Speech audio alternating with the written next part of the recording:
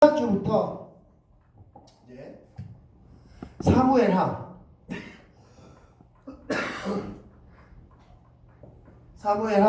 21장부터 24장 말씀을 같이 나눈다라고 말씀드렸습니다. 자, 사무엘하는 크게 세 부분을 나눌 수 있다고 말씀드렸는데 1장부터 10장까지 11장부터 20장까지 21장부터 24장까지. 자, 먼저 1장부터 10장은 무슨 내용이라고 말씀드렸습니까? 다윗이 왕이 되는 과정. 다윗이 이제 왕이 되는 그 과정을 다루었다면 11장부터 20장까지는 다윗의 타락. 다윗의 타락을 이제 점점 무너져 내려가는 다윗의 모습을 봤습니다. 11장이 그 유명한 밧세바 사건. 밧세바 사건으로 해서 점점 다윗이 무너져가는 그게 20장까지의 내용이었고, 이때까지가 이제 시간 순서대로 이게 이제 시간 순서대로 기록된 내용이라면 21장부터 좀 다르다고 말씀드렸습니다. 21장부터 24장 어떤 순서대로? 바로 교훈 순서, 교훈으로. 네, 교훈의 메시지를 주고자. 그러니까 21장부터 24장은 시간 순서가 아닙니다. 시간 순서는 뭐 오늘, 내일 뭐 이렇게 시간 순서대로 기록된 것이 아니라 다윗의 전 일생을 봤을 때 이 부분이 교훈이 될 만하다라고 해서 발췌해서 묶은 게 21장부터 24장 내용이다라고 말씀드렸습니다. 그래서 우리 지난주에 어떤 내용이었습니까? 자, 지난주에 다윗이 3년 동안 기근이 있었습니다. 3년 동안 기근이 있었는데 하나님께 여쭤봤더니만 바로 하울의 죄로 인해서 베냐민 지파에 살고 있었던 지파를 다울이 그냥 죽임으로 인해서 그것 때문에 하나님께서는 가뭄을 내셨고, 그것 때문에 이제 하나님께서 뭐라고 말씀하셨습니까? 그 지파에서는 사울의 자손 7명을 데려와라 라고 해서 그 자손을 죽였더니 이제 기도가 응답이 되었다라는 걸 말씀드렸고, 그 뒤에 이제 거인족 블레셋군 바벨론인들을 무찌른 다윗이 무찌르고, 다윗이 그것을 무찌를 수 있었던 건 어떤 힘이었다고 말씀드렸습니까? 기도의 힘, 기도의 힘으로써 무찌를 수 있게 되었다 라고까지가 이제 지난주 교훈의 내용이었고, 자, 오늘 이제 22장과 23장 말씀을 같이 나누도록 하겠습니다. 22장과 23장 말씀인데, 지난주에 이렇게 말씀드렸습니다. 21장과 22장은 어디에 포함된 내용이라고 말씀드렸습니까? 21장과 22장은 바로 전반부 1장부터 10장의 내용이라고 말씀드렸습니다. 그리고 23장부터 24장은 11장 후반부의 내용이라고 했습니다. 오늘은 22장과 23장 전반부를 다룹니다. 22장과 23장 전반부를 다룬다. 자, 22장은 다윗이 하나님께 찬양한 내용입니다. 승전가 찬양한 내용으로 다뤄지고, 23장은 다윗의 유언입니다. 유언. 23장은 다윗의 유언 내용으로 이루어졌습니다.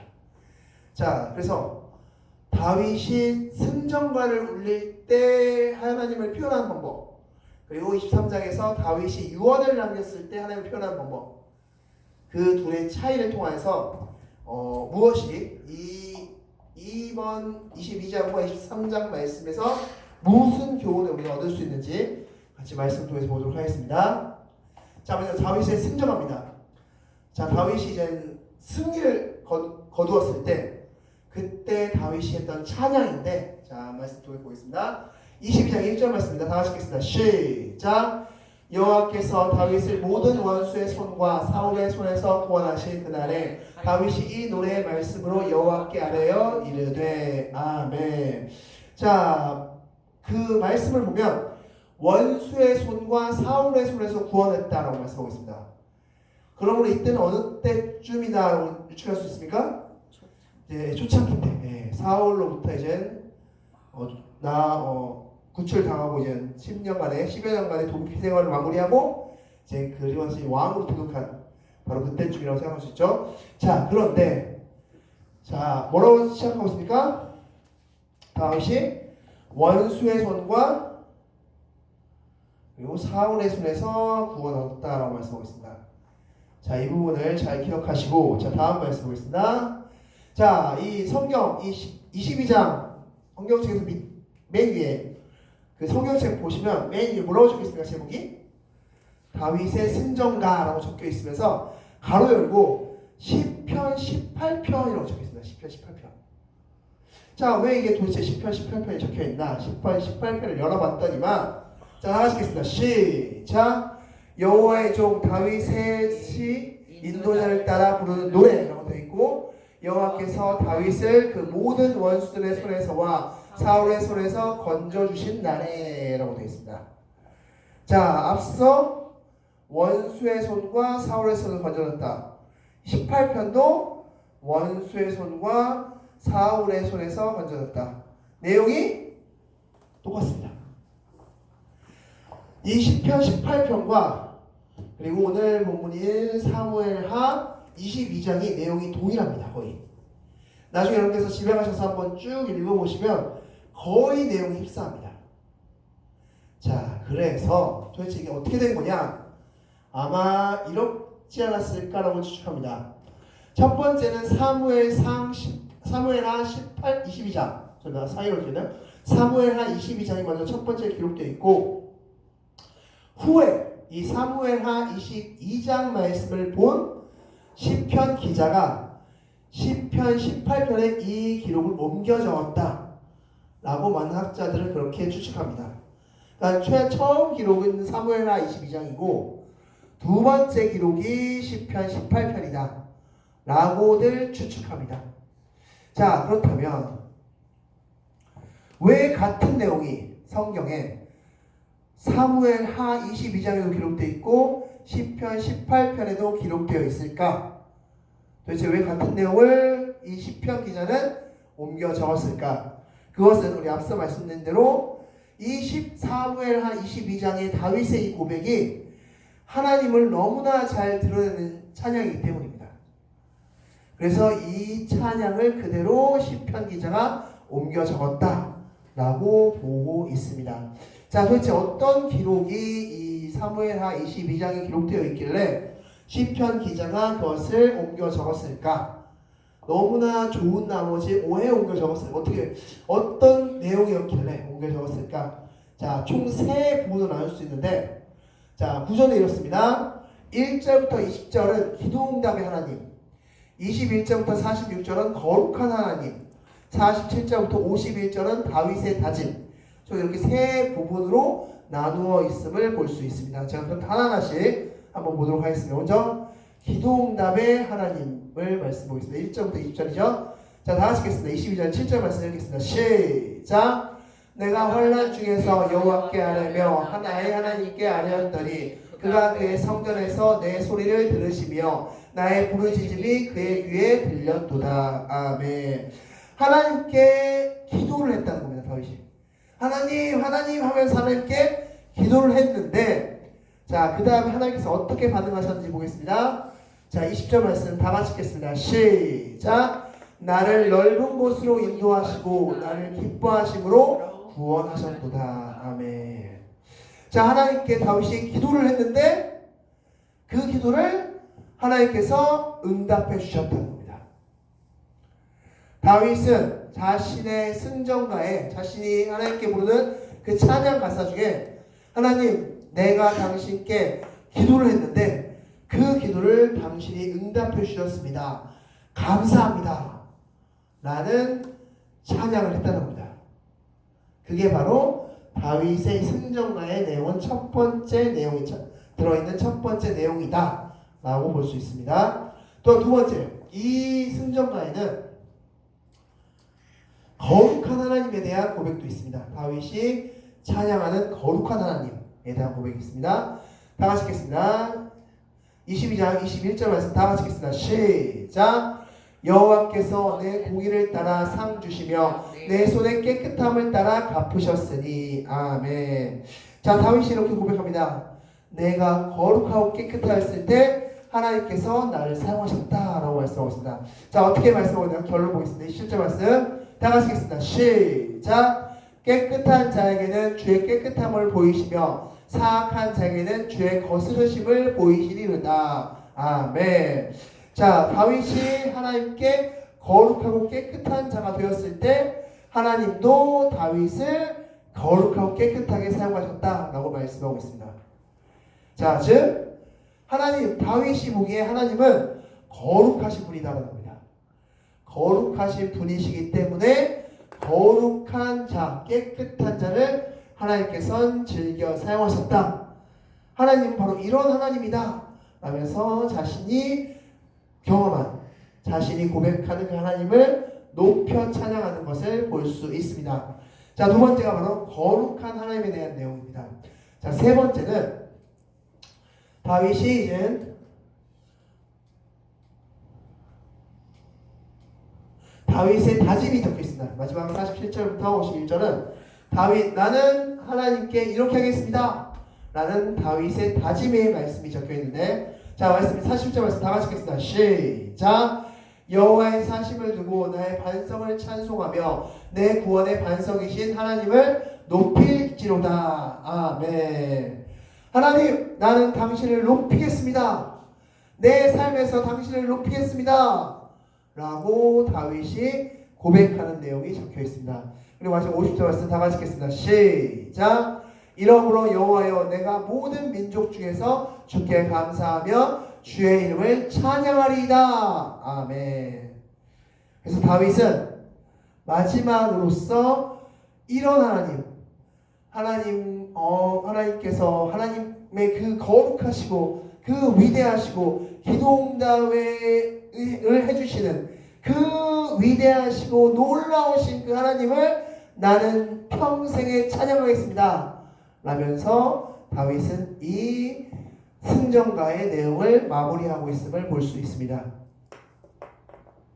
즉, 이 승전가의 내용을 가만히 보면 바로 다윗이 하나님과 얼마나 친밀했고 하나님을 얼마나 사랑했는지가 이 말씀 구석구석에 다 녹아져 있음을 볼 수 있습니다. 자, 그래서 이 학자들은 이 승전가를 성전 건축 바로 전식이다 라고 생각하고 있습니다. 하나님을 너무나 사랑했다. 왜냐하면 그때가 다윗이 하나님을 가장 높게 사랑했던 시기이기 때문입니다.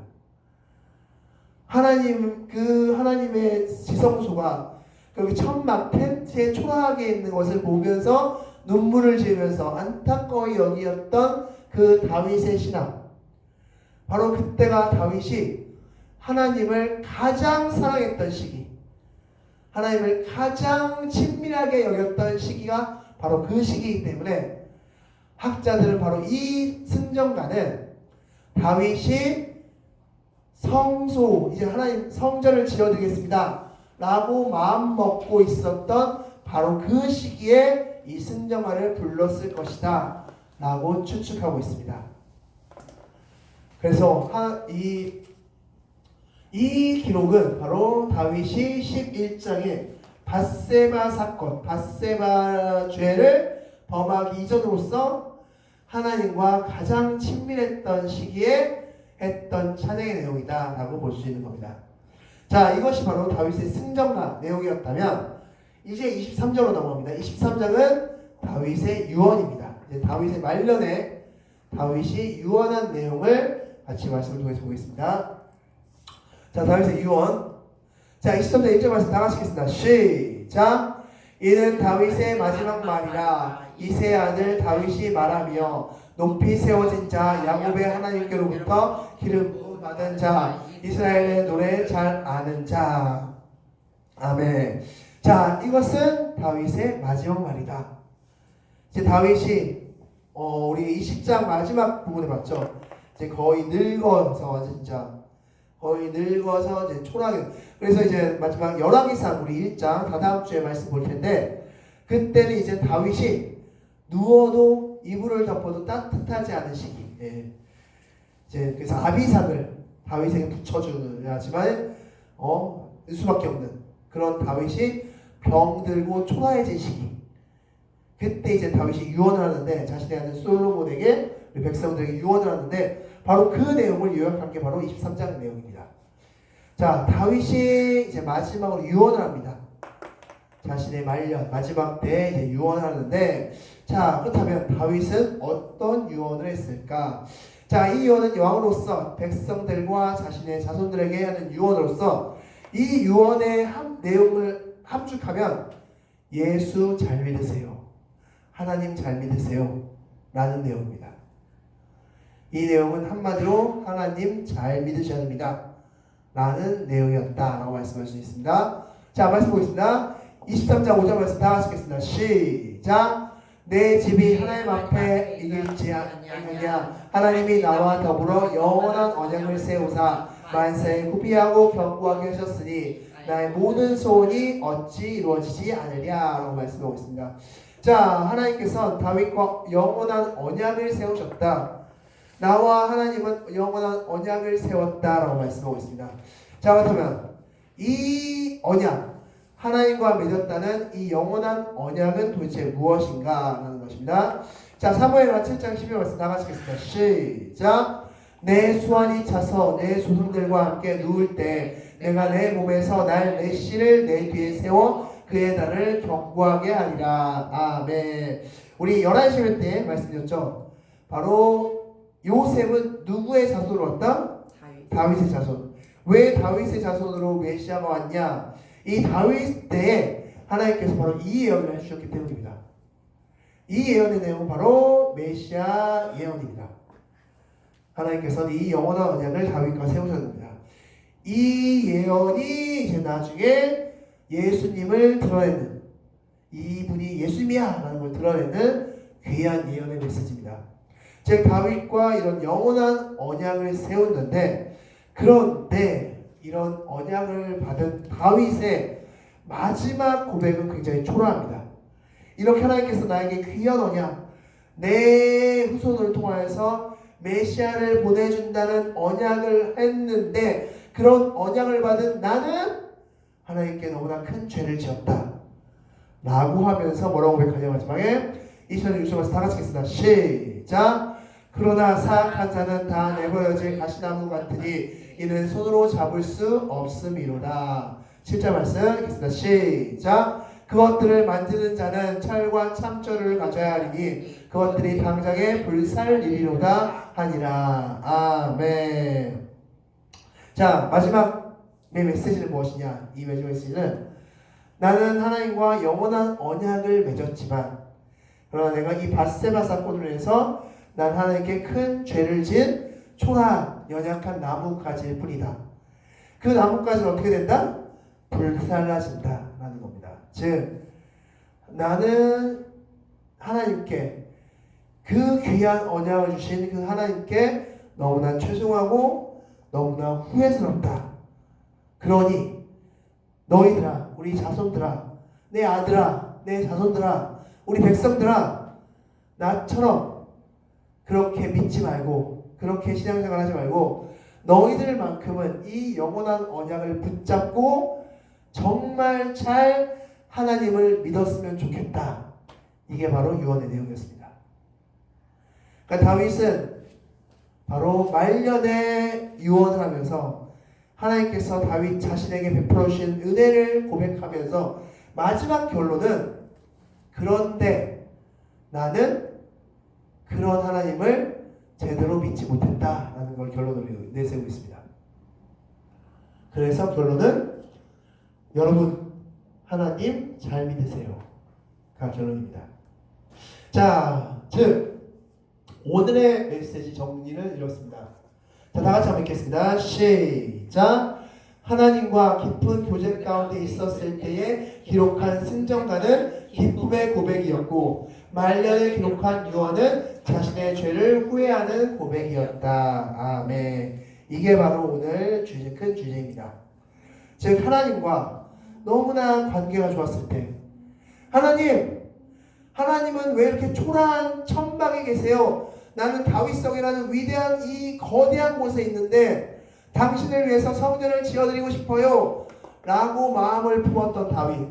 그때 다윗이 했던 그 승전가의 고백은 하나님 감사합니다. 하나님 기도 응답해 주셔서 너무나 감사합니다. 하나님은 거룩한 하나님이십니다. 난 하나님을 영원토록 찬양하겠습니다. 막 그런 하나님을 찬양하고 고백하고 사랑해요, 하나님 사랑해요, 하나님 사랑해요. 그런 고백이었습니다. 그런데 밧세바 사건이 일어난 이후 유언의 메시지는 하나님이 나한테 이렇게 잘해주셨는데 나는 하나님께 초라한 나뭇가지처럼 그렇게 살아왔습니다. 불에 금방 타는 나뭇가지처럼 그렇게 초라하게 살아왔습니다. 라는 통안의 고백이었음을 볼 수 있습니다. 이게 바로 오늘 22장과 23장의 교훈이라는 것입니다. 그래서 이제 마지막 결론을 때 말씀드리겠지만 하나님과 관계가 좋을 때와 나쁠 때를 다윗의 상황을 통해서 극명하게 보여줌으로써 우리가 왜 하나님과 관계가 좋아야 되는지 그것을 오늘 23장과 22장과 23장에서 교훈해주고 있다라고 보시면 되겠습니다. 자, 이제 주보와 화면을 통해서 문제 같이 나누도록 하겠습니다. 다윗의 승정하는 시편 몇 편과 유사합니까? 18편. 그래서 많은 성경학자들은 다윗의 시 사무엘하 22장이 먼저 쓰여졌고 이것을 시편 기자가 18편에 기록했다라고 보고 있습니다. 자, 다윗은 승전가에서 기도응답의 하나님을 찬양합니까? 네, 그렇죠. 네. 하나님, 기도응답해 주셔서 감사합니다. 내가 하나님께 기도했더니만 하나님께서 나를 구원해 주셨습니다. 기도응답해 주셔서 감사합니다. 이게 바로 다윗의 첫 번째 신앙 고백이었다라고 볼 수 있습니다. 자, 두 번째, 다윗은 승전가에서 거룩한 하나님을 찬양합니까? 네, 하나님, 내가 거룩했을 때, 다윗이 이때는 성전을 정말 짓기를 원했던 바로 그때였기 때문에 너무나 거룩한 자였습니다. 너무나 하나님 향해서 진짜 하나님이 원하시는 것만 해드리는 그런 사람이었습니다. 하나님께 매일마다 기도하는 사람이었습니다. 그래서 다윗이 내가 이렇게 거룩하게 하나님의 뜻에 따라 살려고 하는데 하나님 당신이 나를 그렇게 쓰시는군요. 너무 감사합니다. 라는 고백이 나왔던 시기였습니다. 그래서 거룩한 하나님을 찬양합니다. 다윗은 승전가에서 자신의 다짐을 고백합니까? 네. 다윗은 승전가에서 자신의 다짐을 고백하죠.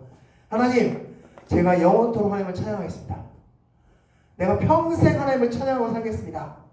라면서 다윗은 하나님을 평생 찬양할 것을 다짐하는 고백을 합니다.